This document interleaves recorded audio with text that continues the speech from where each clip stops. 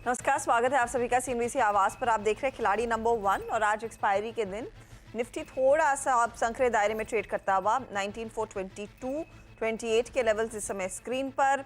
14 point की नरमी, लेकिन निफ्टी बैंक आप देखेंगे तो 60 पॉइंट की बढ़त पर कर रहा है कारोबार। हालांकि मिड कैप्स की पार्टी चल रही है, आज फिर 100 पॉइंट से ज्यादा का इजाफा के आसपास है। सबसे ज्यादा स्ट्रेंथ अगर दो पॉकेट्स पकड़े तो एक रियल एस्टेट शेयर है और दूसरी तरफ ऑटो। दोनों ही इंडाइसेस 1-1% की बढ़त पर कर रहे हैं कारोबार। तो ये है फिलहाल अब तक की सिचुएशन और निफ्टी के कंट्रीब्यूटर्स आपके सामने। कल आईसीआईसीआई बैंक ड्रैग कर रहा था मार्केट को, आज थोड़ा सा सहारा मिला है। एल&टी, एम&एम और टाटा मोटर्स में भी कुछ खरीदारी के अंश बनते दिखाई दिए हैं। हालांकि रिलायंस और एचडीएफसी में कुछ मुनाफा वसूली देखने को मिल रही है और टेक्नोलॉजी में भी ज़्यादा कुछ भागीदारी तेजी वाले ट्रेड्स की नहीं बन रही है। ऐसे में आपकी क्या रणनीति हो और हमारे जानकार जो इस हफ्ते मैदान में है उनकी तरफ से किस तरह की पोजीशनिंग रहेगी, उस सब पर होगी बातचीत। पहले इनके रिटर्न्स आपकी स्क्रीन पर लेकर आते हैं। 3 मेहमान जो हमारे साथ इस हफ्ते हमारा साथ दे रहे हैं, उनके रिटर्न्स का क्या हाल है।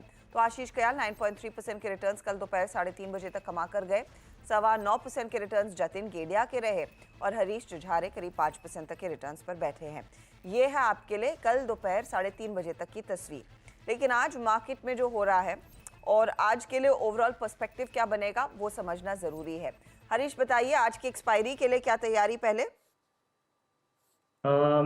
गुड मॉर्निंग हर्षदा जी। मार्केट्स में थोड़ा सा नरमी है, इतना ज़्यादा मोमेंटम नहीं दिखाई दे रहा है 2-3 दिन से। तो कंटिन्यूसली 100-डे मूविंग एवरेज के आसपास हर्डल है निफ्टी में, तो कंटिन्यूसली वही उसी के आसपास निफ्टी रेंज में ट्रेड हो रहा है। तो मुझे लग रहा है कि निफ्टी कुछ दायरे में रह सकता है, ज़्यादा कुछ मोमेंटम नहीं देखने मिलेगा आगे। लेकिन मुझे लग रहा है कि बैंक निफ्टी कुछ आउट परफॉर्म कर सकता है। बैंक निफ्टी में मुझे स्ट्रेंथ दिखाई दे रहा है और लग रहा है कि बैंक निफ्टी को आगे जाके थोड़ा बहुत बाउंस देखने मिलेगा। 43,900 से लेकर 44,000 तक चांसेस है ऊपर के ओर बाउंस करने का।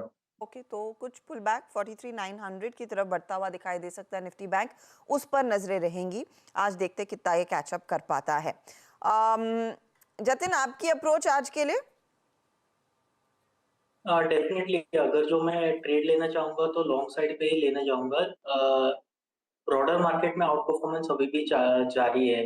अगर जो निफ्टी की बात करूं तो रेंज बाउंड हो सकता है। आज के ट्रेडिंग सेशन में early momentum indicator sell side पे है और एक क्रूशियल रेजिस्टेंस जोन 19,450 19,500 के जोन में ट्रेड कर रहा है। तो मेरे को लगता है जब तक कोई डिसाइसिव क्लोज इसके ऊपर रेजिस्टेंस जोन के ऊपर नहीं मिलता है तब तक हमें कंसोलिडेशन देखने मिल सकता है। लेकिन ओवरऑल मेरे को लगता है कि पुल बैक जारी रहेगा, तो लॉन्ग साइड्स के ट्रेड ही रहेंगे। का ही ट्रेड पुल बैक की तरफ इशारा दिख रहा है, तो तेजी की तरफ ही बैठे। आशीष, इंडेक्स या स्टॉक स्पेसिफिक? देखिए, इंडेक्स में तो फिलहाल रेंज बाउंड है, लेकिन मेरे ख्याल से अगर निफ्टी 19,470 का लेवल निकाल देता है तो हम शायद 19,520 530 का लेवल देख पाएंगे।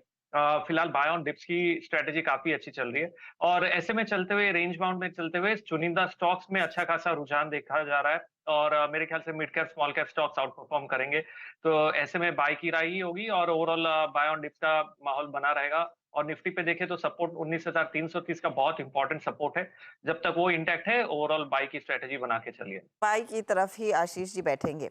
चलिए ट्रेड्स लेना शुरू करते हैं। आशीष, आपने आरवीएनएल माइनकाइंड फार्मा पर पोजीशन बनाई रखी थी। आरवीएनएल आज सुबह में एग्जिट किया 162.40 पर, मैनकाइंड कल एग्जिट किया। बताइए आज का नया ट्रेड। आज का जो नया ट्रेड मैं जोड़ना चाहूंगा वो है एलगी इक्विपमेंट्स। यहाँ पर एक अच्छा खासा ब्रेकआउट आता हुआ नजर आ रहा है, वॉल्यूम्स काफी अच्छे पिकअप हो रहे हैं। तो मेरे ख्याल से एक यहाँ पर एक अच्छा रुझान देखा जा सकता है एलगी इक्विपमेंट में। यहाँ बाय करने की राय होगी। स्टॉप लॉस आपको लगाना होगा 514 का और टारगेट है 583 का। टारगेट 583 का, स्टॉप लॉस 514 का। एलगी इक्विपमेंट्स बाय साइड का ट्रेड 3.5% के गेन्स यहाँ पर दिख रहे हैं। तो यहाँ पर एक मोमेंटम साफ नजर आ रहा है। जतिन, आपके पोर्टफोलियो में टाटा स्टील दरअसल आपने होल्ड किया हुआ है और जीएमआर एयरपोर्ट और आईआरएफसी में आज प्रॉफिट बुक कर लिया। बताइए नया ट्रेड आज का।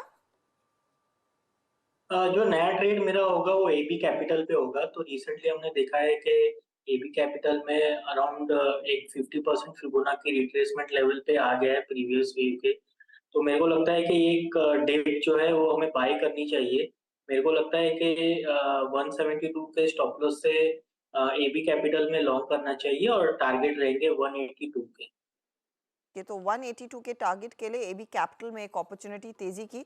स्टॉक इनफैक्ट फिसला था और वहां से कुछ रिट्रेसमेंट करने की कोशिश कर रहा है तो ये बाय साइड का trade. Harish, Dixon tech hold कर रहे हैं। ये जेएसएल कैरी करके आए थे लेकिन कुछ देर पहले प्रॉफिट बुक कर लिया। किन लेवल्स पर एग्जिट किया जेएसएल में? हर्षा जी, मैंने जेएसएल में एग्जिट किया, 465 पे एग्जिट किया। ओके, और नया क्या जोड़ रहे हैं इस समय? अभी भी सेम प्राइस पे है। नहीं, नया ट्रेड इस समय क्या जोड़ेंगे आप? मेरा नया ट्रेड है स्वान एनर्जी। एक स्ट्रॉन्ग बुलिश ट्रेंड में है और लास्ट एक हफ्ते से कंसोलिडेशन में था। आज कल के दिन ब्रेकआउट दिया है। मुझे लग रहा है कि स्वान एनर्जी में एक स्ट्रॉन्ग मोमेंटम बिल्टअप हो सकता है और मेरा टारगेट्स रहेंगे 465 का और स्टॉप लॉस रहेगा 396 का। ये NSE 500 का हिस्सा है क्या Harish? I don't have that list in front of me. उसमें 500 में है। ओके, NSE 500 का हिस्सा है तो स्वान एनर्जी पर एक बाय कॉल आता हुआ। अच्छा, कुछ ऐसे स्टॉक्स है, अपॉलॉजीज मैं आपको टोक रही जो हम कवर नहीं करते हैं। अनफॉर्चुनेटली स्वान एनर्जी उसमें से एक है, तो मैं आपसे दरख्वास्त करूंगी कि इसे स्किप करें, एक नया ट्रेड आप हमें ढूंढ के दे। तब तक मझगांव डॉक का स्टॉक आपकी स्क्रीन पर लेकर आएंगे, जहां पर ये क्वार्टर बहुत ही जोरदार रहा है। इनफैक्ट हम सब जानते हैं कि डिफेंस कंपनियों में काफी तगड़ी तेजी देखने को मिली है और उनमें से एक शेयर मझगांव डॉक का रहा है। इसका एक इनफैक्ट साल का चार्ट दिखाइएगा तो उसमें साफ दिखेगा कि कितनी स्ट्रेंथ दरअसल डिफेंस कंपनियों में देखने को मिली है। इस साल देखिए करीब करीब 150% से ज्यादा के रिटर्न्स मझगांव डॉक ने अब तक आपको कमा कर दिए हैं।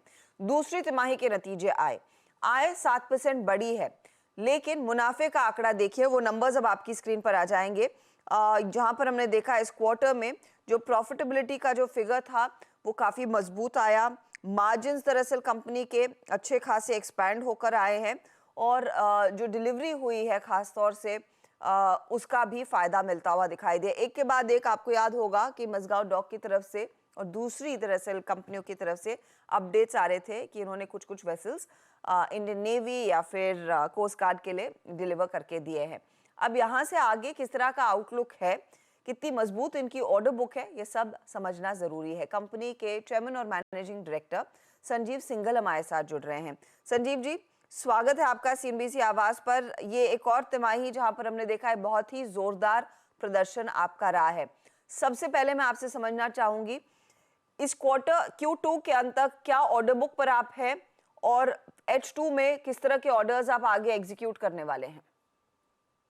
सभी को नमस्कार एंड दिवाली की शुभकामनाएं। जहां तक हमारा ऑर्डर बुक का सवाल है, 30 सितंबर की मझगांव डॉक शिप बिल्डर्स की ऑर्डर बुक लगभग 37,500 करोड़ की है और अक्टूबर के महीने में हमने जो था पहले डिक्लेरेशन भी दी है, एक छोटा ऑर्डर कोस्ट गार्ड के साथ में साइन किया है गैरी ट्रेडिंग शिप का, जो कि लगभग 310 करोड़ की शिप है। और इसके अलावा हम 6 next generation OPVs offshore patrol vessels, ये भी कोस्ट गार्ड का एक ऑर्डर है जो कि हम इस महीने के अंत तक उम्मीद करते हैं कि साइन करेंगे, लगभग 1400 करोड़ का। इसके अलावा एक्सपोर्ट फ्रंट पे भी कुछ पॉजिटिव डेवलपमेंट्स हैं जिसमें हम उम्मीद करते हैं कि अगले 2 महीने में एक शुरुआती ऑर्डर हमको मिलना चाहिए। इसका जैसे जैसे डेवलपमेंट्स होंगे उस हिसाब से आप लोगों को भी इन्फॉर्म किया करेंगे। कंपनी की आउटलुक अच्छी है और अपार्ट फ्रॉम जो हमारे एडिशनल सबमरीन्स हैं, 3 नंबर स्कॉर्पियन सबमरीन्स, जो हमारा एग्जिस्टिंग ऑर्डर है 6 सबमरीन का, इसमें से 5 सबमरीन हम ऑलरेडी डिलीवर कर चुके हैं। 6 सबमरीन का हम लोग टारगेट कर रहे हैं इस फाइनेंशियल ईयर के या नेक्स्ट ईयर फर्स्ट क्वार्टर के एंड तक डिलीवर करने का। और इसी श्रृंखला में हमको 3 एडिशनल सबमरीन्स मिलने की बातचीत चल रही है, जिसका डिस्कशन नेवी के साथ में चल रहा है और दिसंबर तक इसका हमारी तरफ से फाइनल प्रपोजल नेवी किया जाएगा। अभी टेक्निकल डिस्कशन तो मैं सबमरीन वाली अपडेट पर आना चाहती हूँ। पहले तो ये जो 6 सबमरीन्स थी उसमें से 5 डिलीवर हो गई हैं, छठी जो है वो डिलीवर होगी by the end of the year या फिर अर्ली नेक्स्ट ईयर में। 3 और सबमरीन्स वो रफली का ऑर्डर कितने बड़े साइज का होगा और उसकी डिलीवरी टाइमलाइन क्या रहेगी? देखिए, जहां तक इसका ऑर्डर सवाल है, ऑर्डर वैल्यू का अभी डिस्कस करना मुश्किल होगा क्योंकि ये अभी सबमिशन स्टेज में है और हम लोग भी प्राइस बिड दिसंबर तक सबमिट करेंगे। मैं आपको ये बता सकता हूँ कि जो हमारी 6 सबमरीन का ऑर्डर था, ये एस्केलेशन वगैरह मिला करके लगभग 27,000 करोड़ का ऑर्डर था, जो कि 2005 का ऑर्डर था। तो उसमें इंटरवीनिंग पीरियड की जो एस्केलेशंस हैं और जो प्राइस में चेंजेस हुए हैं, कुछ इक्विपमेंट में चेंजेस हैं, स्पेसिफिकेशंस में चेंजेस हैं। हालांकि ये उसी श्रृंखला का ऑर्डर है, पर ये सबमरीन्स के कंपैरिजन में काफी ज्यादा चेंजेस इसमें होंगे और काफी वेल इक्विप्ड होगी और स्टेट ऑफ आर्ट होगी, कंटेम्प्रेरी सबमरीन्स होंगी। तो उसमें काफी चेंजेस हैं जिसके ऊपर में काम किया जा रहा है और जब दिसंबर तक हम लोग इसका प्राइसिंग फाइनलाइज करेंगे तो उसके बाद में एक बेहतर क्लैरिटी मिल सकती है। फिलहाल के लिए मैं आपको इतना ही बोल सकता हूँ कि पिछला ऑर्डर 6 सबमरीन का 27,000 करोड़ के आसपास आज की डेट में है। तो गणित और ऑफ कोर्स इन्फ्लेशन मिलाना होगा अगर एक अंदाजा आपने लगाना है कि किस तरह की आपकी वो बिडिंग कॉस्ट आएगी, और आपको कॉम्पिटिटिव भी रहना है, वो ज्यादा इंपॉर्टेंट है क्योंकि जी इस हाँ। स्पेस में एक चीज हम देख रहे हैं, कंपटीशन काफी ज्यादा बढ़ गया है। तो how do you stay ahead of the crowd Singhal साहब? क्या आप ध्यान में रखते हैं कि आप लोगों की कैपेसिटी कितनी है, रॉ मटेरियल कॉस्ट का इन्फ्लेशन कितना है, और फिर वो आप टेंडरिंग प्रोसेस में पार्टिसिपेट करते हैं? क्रूशियल क्या है to stay ahead and bag as many orders as you can? क्या वो आपकी कैपेसिटी पर निर्भर करेगा? देखिए, जहां तक कैपेसिटी का सवाल है, हमारा कैपेसिटी का कोई इशू नहीं है क्योंकि हमारे पास में इस वक्त 11 सबमरीन्स बनाने की कैपेसिटी है और जिसमें हमारे हाथ में इस वक्त 3 सबमरीन्स हैं, जिसमें से एक जो मीडियम रिफिट लाइफ सर्टिफिकेशन है, उसकी टारगेट डिलीवरी इस साल के दिसंबर तक है, और एक जो स्कॉर्पियन की लास्ट सबमरीन है उसकी target delivery next year early first quarter में ही उसकी एक्सपेक्टेड डिलीवरी है। तो ये सबमरीन निकल जाने के बाद में प्रैक्टिकली हमारा सबमरीन का जो लाइन है वो पूरी अवेलेबल है, 11 सबमरीन्स तक ले सकते हैं। सिमिलरली अगर शिप बिल्डिंग का देखते हैं तो शिप बिल्डिंग में हम इसके साथ साथ 10 वॉरशिप्स बनाने की कैपेसिटी रखते हैं, जिसमें से आज की डेट में हमारी 3 डिलीवरीज के बाद में टोटल 5 शिप्स हमारे पास में है। उसमें से भी एक शिप हमारा टारगेट है नेक्स्ट ईयर अगस्त सितंबर तक डिलीवर करने का। दोनों प्रोजेक्ट की एक एक शिप अगर डिलीवर हो जाती है तो हमारे हाथ में सिर्फ 3 शिप्स रह जाएंगी। तो उस हिसाब से मेरे पास में शिप बिल्डिंग में भी काफी सरप्लस कैपेसिटी है। तो capacity is not a constraint. जहां तक स्किल्स का सवाल है, जो skill set Mazagon dock ship builders के पास में है सबमरीन्स बिल्डिंग को लेकर के और डिस्ट्रॉयर्स को लेकर के, वो भारत में किसी के पास में नहीं है। हमारा एक प्रूवन ट्रैक रिकॉर्ड है जिसमें हमने कंसिस्टेंट डिलीवरी रेट के साथ में डिस्ट्रॉयर्स डिलीवर किए हैं और कंसिस्टेंट डिलीवरी रेट के साथ में सबमरीन्स डिलीवर किए हैं। 2017 से लेकर के और 2022 के बीच में हमने 5 स्कॉर्पियन सबमरीन्स डिलीवर की हैं। अगर आप 2014 से लेकर के और 2023 तक हमने 9 डिस्ट्रॉयर्स डिलीवर किए हैं, जो कि एवरेज डिलीवरी रेट लगभग 18 महीने का आता है कि हर 18 महीने में एक एक डिस्ट्रॉयर डिलीवर करने का। ये ग्लोबली बेस्ट रेट्स में से आता है। किसी भी एडवांस इकोनॉमी के साथ में देखेंगे तो in spite of challenges with respect to ecosystem, with respect to auxiliary industry, हम लोगों ने 18 महीने के हिसाब से डिस्ट्रॉयर्स डिलीवर किए हैं, जो कि one of the best delivery rates है। तो मुझे लगता है कि ये हमारी यूएसपीज हैं, जिसमें हमको डेफिनेटली कॉस्ट एडवांटेज भी मिलता है और क्वालिटी तो डेफिनेटली हमारी सबसे अच्छी है ही। These are all state of art platforms, जो कि इंडियन नेवी के जो फ्रंट लाइन वेपन प्लेटफॉर्म्स हैं उसमें मजगांव डॉक शिप बिल्डर्स के ही सारे प्लेटफॉर्म सबसे अग्रणी हैं। उसमें कोई दो राय नहीं है। मैं आपसे फिर ये समझना चाहूंगी कि जिस तरह की आपकी कैपेसिटी है, जिस तरह का इंटरेस्ट इस समय इंडिजीनियस मैन्युफैक्चरिंग पर सरकार का है, क्या जो आपने गाइडेंस पहले दिया था, जो आपने बढ़ाया था, इनफैक्ट 10 से 12% आपने कहा रेवेन्यू ग्रोथ होगी, उसे बढ़ाकर 12 से 15% किया, क्या आपको इतनी विजिबिलिटी है कि गाइडेंस को भी अप करने की क्षमता है या फिर उसे बीट करने की क्षमता है कंपनी में at this point in time, जिस तरह का ऑर्डर फ्लो आपके पास है और जिसकी विजिबिलिटी है आने वाले समय में? देखिए, इंडिजिनाइजेशन के ऊपर में काफी एफर्ट्स हैं जिसमें Mazagon dock ship builders directly भी काम कर रहा है, पर इसके साथ साथ काफी चैलेंजेस, इंटरडिपेंडेंसीज काफी हैं ग्लोबली भी। और आज की डेट में भी मैं इस स्थिति में हूं कि 12 से 15% जो हमने गाइडेंस दी है 22-23 के ऊपर में, उसको अभी भी हमारा पक्का इरादा है इसको मेंटेन करने का। हालांकि कुछ चैलेंजेस, इजराइल की सिचुएशन डेवलप होने से कुछ चैलेंजेस विजिबल हैं, पर फिर भी हमको लगता है कि 23-24 में हम ये गाइडेंस के ऊपर में काम कर पाएंगे, एंड 24-25 का जो हमारा टारगेट है वो इससे बेटर रहना चाहिए। ओके। सर, वॉरशिप्स आपने कहा आपके पास कैपेसिटी 10 वॉरशिप्स बिल्ड करने की है, 3 सबमरीन्स के लिए बिडिंग शुरू होगी और शायद वो आप अगले महीने बिड करेंगे। क्या और वॉरशिप्स की भी डिमांड सरकार की तरफ से आ सकती है? ऐसे ही कुछ अपडेट है इस समय आपके हाथ में? एक चीज मैं आपको क्लैरिफाई करना चाहूंगा, जहां तक ये 3 एडिशनल स्कॉर्पियन सबमरीन्स का सवाल है, इसमें कोई और कंपटीशन नहीं है, ये इसमें बिडिंग नहीं है, इसमें हमारी तरफ से बिड सबमिट की जाएगी जो कि नेवी के साथ में नेगोशिएट होगी। ठीक है।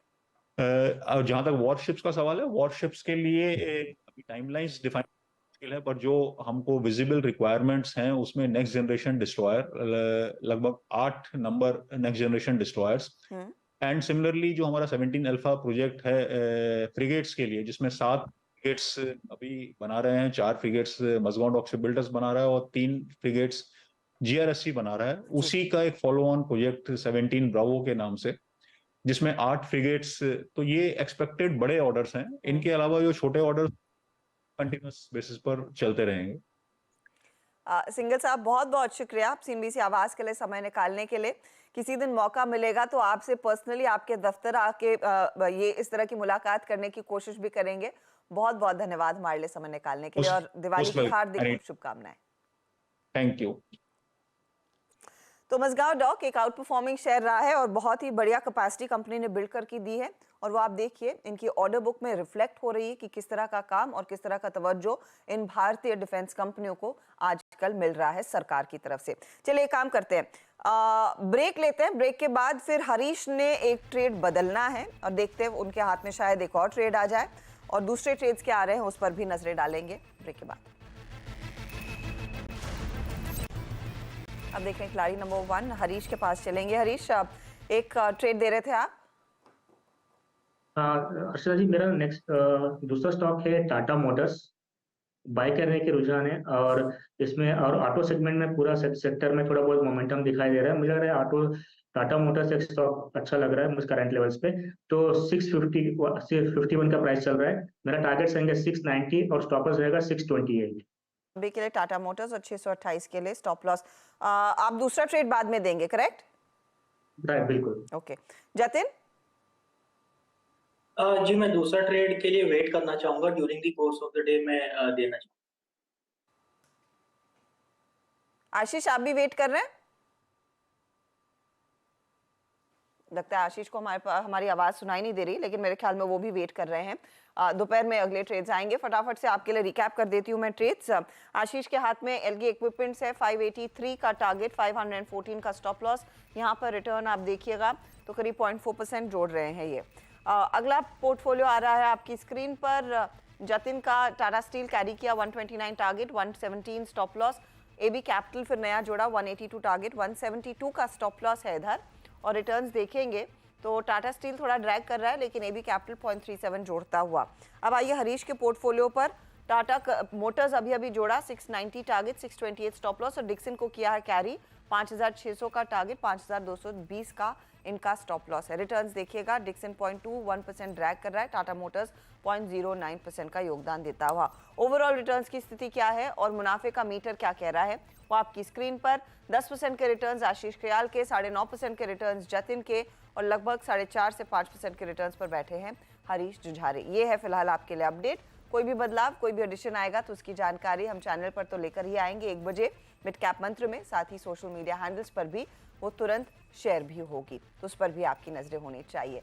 चलिए लेंगे एक ब्रेक, ब्रेक के बाद कमोडिटी मार्केट का पूरा एक्शन स्क्रीन पर।